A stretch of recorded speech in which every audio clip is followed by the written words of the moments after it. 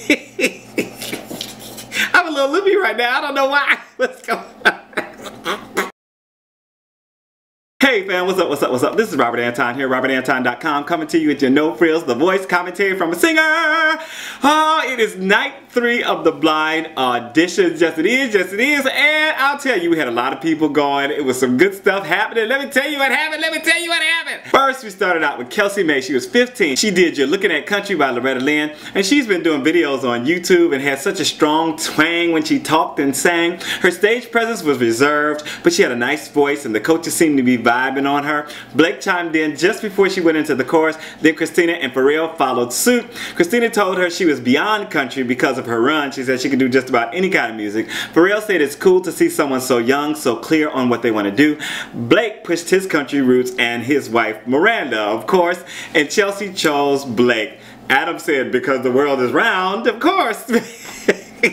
Kimberly Nichole was 32. She did Nutbush, City Limits, Ike and Tina Turner. She had an interesting sound as soon as she started. Definitely was working the stage from a strong position. I liked how she was really working the lyrics of this song and not being overly powerful. She was really reserving things and hitting at certain places. Blake chimed in first and she kept bringing the show and wailed out on the end when Pharrell chimed in. They both stood for her. Pharrell said he feels her soul and her blues, called her voice amazing. Blake told her he loves her. That's all he could say. And Kimberly chose Pharrell because he's enhanced so many artists who are out there right now. Her words, not mine. Leier was next. He was 20. He did Last Kiss by Vedder. And he started out and had such a nice gruff to his voice. His eyes were kind of deer in the headlights right at first for a while. And I was like, okay. Adam turned for him first. The song was a good choice to set a good mood and really showed off what he does. Very nice, gave him some challenges. And Blake chimed in near the end. And you know, he was a little stiff on stage, but he sounded good. Pharrell called his voice unusually unique. Adam told him it was cool what he did and loved his power moments. Blake called him a phenomenal singer, and Michael chose Adam as his coach because he knew going in that he wanted him. And if you know you want me, and these lovely transitions, make sure that you thumb it up and let everyone know that we are over here watching and discussing The Voice. Thank you guys so much for your thumbs. Hannah Ellis was up next. She was 24. She did This One's for the Girls by Martina McBride, and she had such a great ebullient energy in her interview. Ebullient. You know what I came up with? I wrote that. She had such a great ebullient energy in her interview,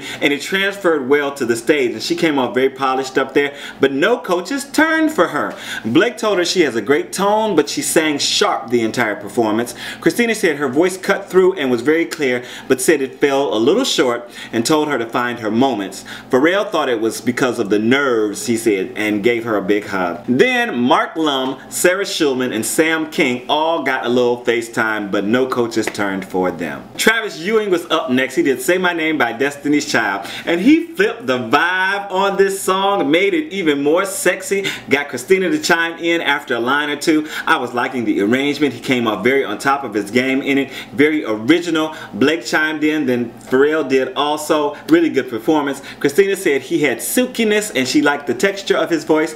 Blake talked about his success on the show, meaning he's won several times. Pharrell said he chimed in last because he was listening and mentioned all the meshed up music they have in Louisiana because he's from Louisiana. And Travis chose Pharrell because he said he likes that he's a producer. Then in a montage we got Noelle Bybee, who went to Team Pharrell, Bren'nae DeBarge went to Team Adam, and McNeiece went to Team Adam also. Then Adam had a blind audition, right? He said, I'm gonna get up and sing, and he did Tiny Dancer, and of course all the coaches turned for him, you know, and Pharrell turned to Adam's chair. How did that happen? He got 4 chair turns, like 3 people were there. Sounds like it was fixed to me. And Adam chose Xtina as his coach. What? He didn't choose Blake? Oh my God, what's up? The bromance is over? It was kind of a funny little moment and it was fun. Sonic was up next. She was 23. She did Money on My Mind by Sam Smith, and she started with a little moan in the beginning. I was like, go girl, let them know what you're about to do. And right there I could hear she had a good voice, good conviction. Adam and Xtina chimed in for her right after she started the verse. She sang this crazy high part of the song and came back down and it went really well. Loved her style and presence. Xtina stood for her. Pharrell said it came loose a little bit, but called her a force. Adam said, you knew this girl could sing from the first note. Xtina said she immediately connected with it, and Sonic chose Xtina for her coach. Ella Khorov was next. She was 17. She did I Can't Stand the Rain, Tina Turner, and she had a little blip going into the first line, and it was where she went into her I Can't Stand the Rain. She wasn't really getting that, but the song had a nice tone, and she had a nice look. The next time she did the same riff, she went off again. Then she did it again, but she did it without going into the little higher part. She did it for full voice, and it sounded fine. I think she should have done the whole thing like that. No coaches turned for her. Xtina said she heard a few cracks, but told her she has a huge voice and great potential. Blake said he heard that she's a baby, meaning her age, but said she's really close. Pharrell mentioned the tempo change. He said if it would have been a little slower, it would have given her more time to fill it out and do some things and given her voice a chance to soar.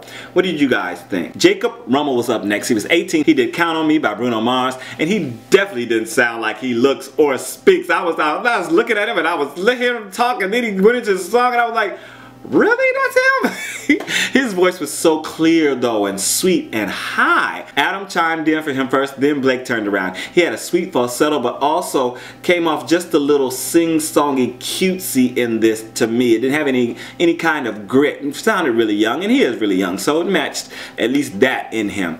Adam said he wasn't trying to do something everyone else was trying to do. Pharrell said he had a sick tone. Xtina wondered about his inner fire. Jacob chose Blake. He said because he loves his coaching style and who he is as a person. And everybody in the room was kind of surprised. I was like, what? But I do understand. If he's I feel like he's watched the show and seen how he's very nurturing with younger artists, and really like that about him. Barry Minniefield was up next. He was 53. He did Me and Mrs. Jones by Billy Paul, and he came out with a sweet ooh in the beginning, falling out of his falsetto as the music started. Had a rich baritone going on. Such a nice solid stage persona with them big notes in tow. When the music stopped, he did the I was like, go brother, sing. Adam chimed in at the last second. He was the only one to chime in. Xtina called him amazing, but she has a vocalist in his style already. Pharrell said he had a classy voice. Then Nicolette Murray got on Team Adam. Clinton Washington got on Team Xtina, and Matt Snook got on Team Blake, all in a montage. And the final performance of the night was India Carney. She was 21.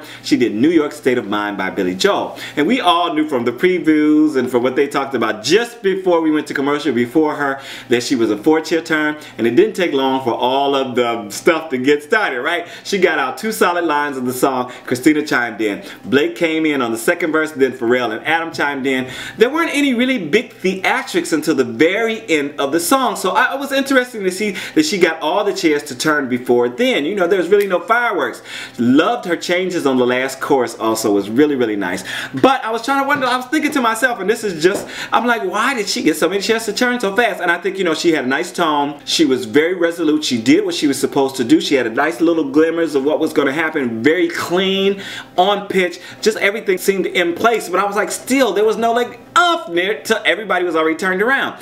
Okay, I still don't know. Let me know down in the comments if you think that, you know, if you saw what was happening before the end, before she really let loose. Xtina mentioned the jazz ad-lib at the end, the one that I liked very much. Blake said he fell in love with her voice when she started singing, and India chose Xtina, Team Xtina, because she said she's been a big part of her childhood. Alright, there you go, the commentary for the night. I hope that you guys enjoyed it. Please make sure again to thumb it up. Let me know what you thought down in the comments. This is Robert Anton, robertantonnyc.com. I am out. Peace.